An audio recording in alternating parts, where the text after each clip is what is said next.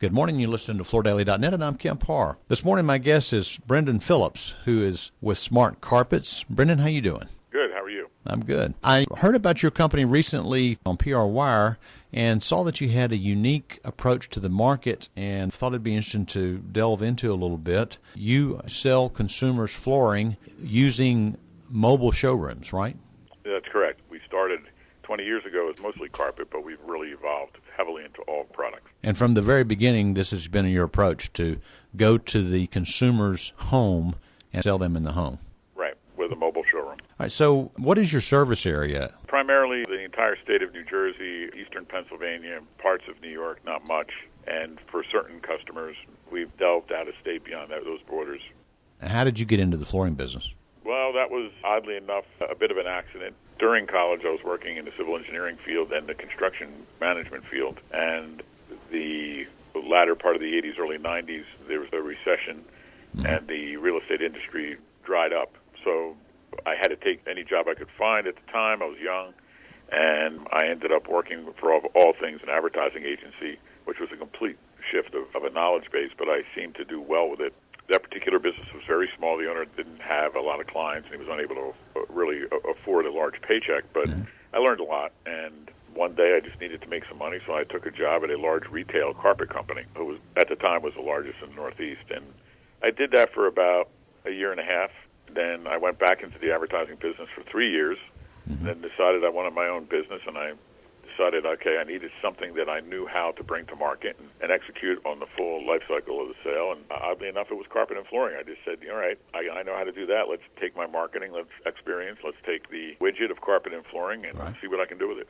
Okay, interesting. So when you studied in college, you studied marketing, or what was your field of study? Yeah, it was.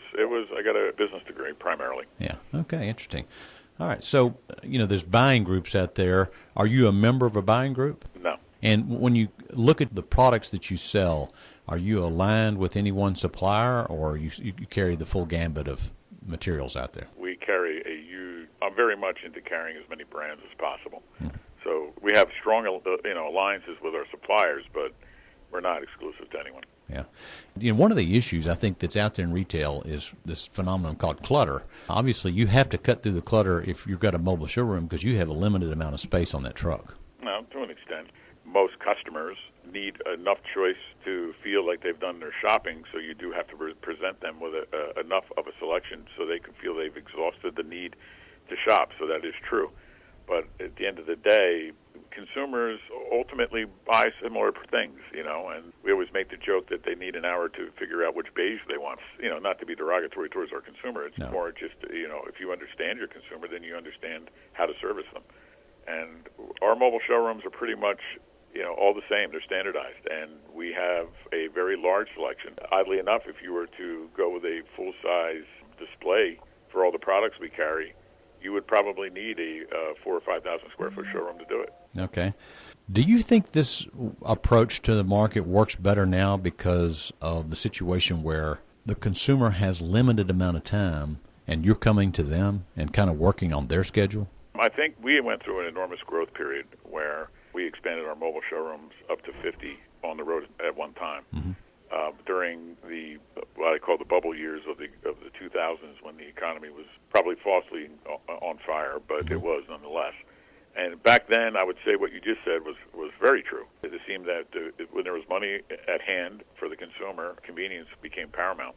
After the recession of 2008, prices become the most important part. People are very conscientious about what they're spending, and deservedly so, I guess, considering the market. But I would have to say that I don't know that convenience is as important to them as the price is now.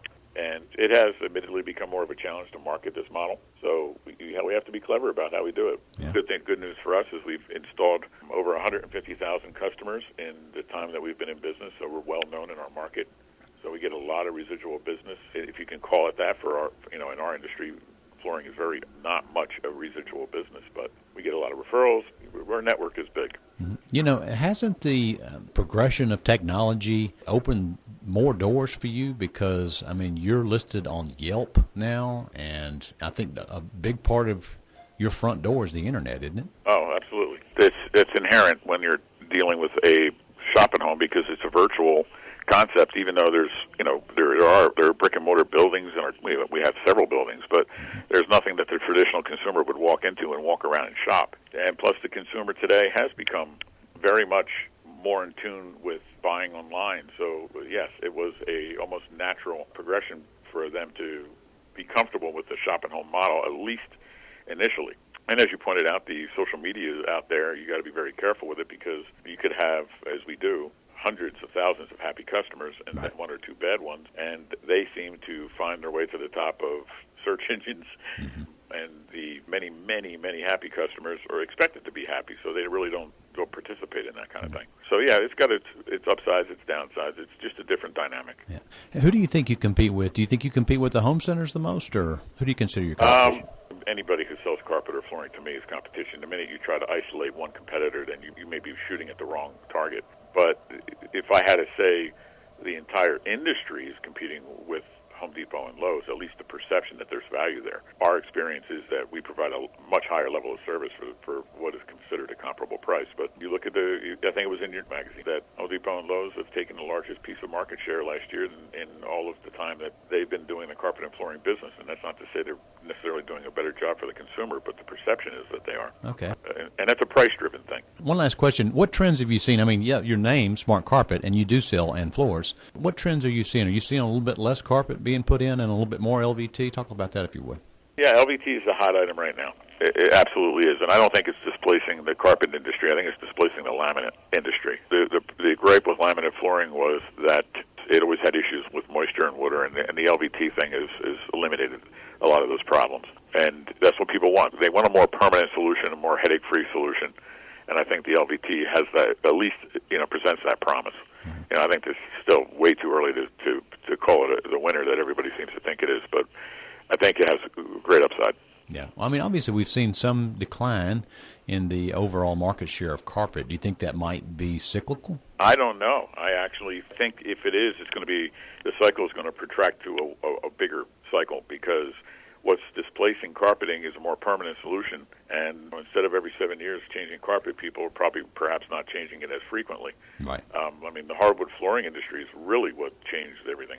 Once you lose the living room to the hardwood floor, and you're not getting that back. Yeah. You're not getting that back anytime soon. And not only that, with the pre-finished hardwood floors, with the extended warranties and the aluminum oxide finishes and the urethane finishes that they have today, compared to the old way of just putting polyurethane down over sanded wood, you get a floor that's going to last a long time. Yeah. Now, this wood floor that might need a little maintenance 5 or 6 years from now, do you offer that service as well? We do not. It's not part of our quiver of arrows.